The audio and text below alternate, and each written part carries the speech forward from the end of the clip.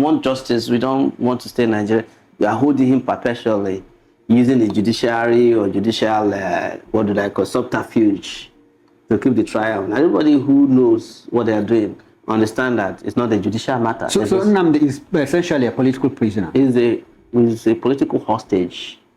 Well, I'll call him not a political because he may not, whomever is in power, except me, will keep him in jail. So do you think that it was generally an endangered species in Nigeria? Going back what you just narrated? The truth, that's the truth. Nigeria did not forgive Igbo since the end of the Civil War. What did they do? Because they challenged the real estate of the British called Nigeria. So, and they didn't forgive them since then. So everything has been done after that. We know this is the unspoken truth about the country called Nigeria, that they did not forgive Igbos for the Civil War.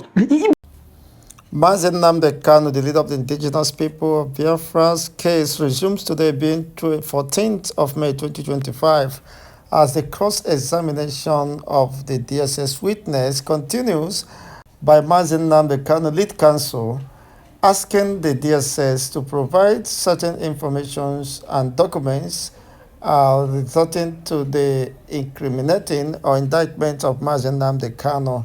And he also asked him, for how long has Nnamdi Kanu been incarcerated into DSS confinement, in contradiction to the UN provisions that beyond 15 days, no one should be incarcerated into isolatory confinement. But unfortunately, he could not provide answers to this. It is a very devastating situation for the DSS as it suffers such level of humiliation again, failing to provide the answers to these questions, only responding, I don't know, almost countless by the DSS witness. This is another setback, a heavy setback on the part of the Nigerian government, because even the so-called witness is unaware, of course, of what to say, and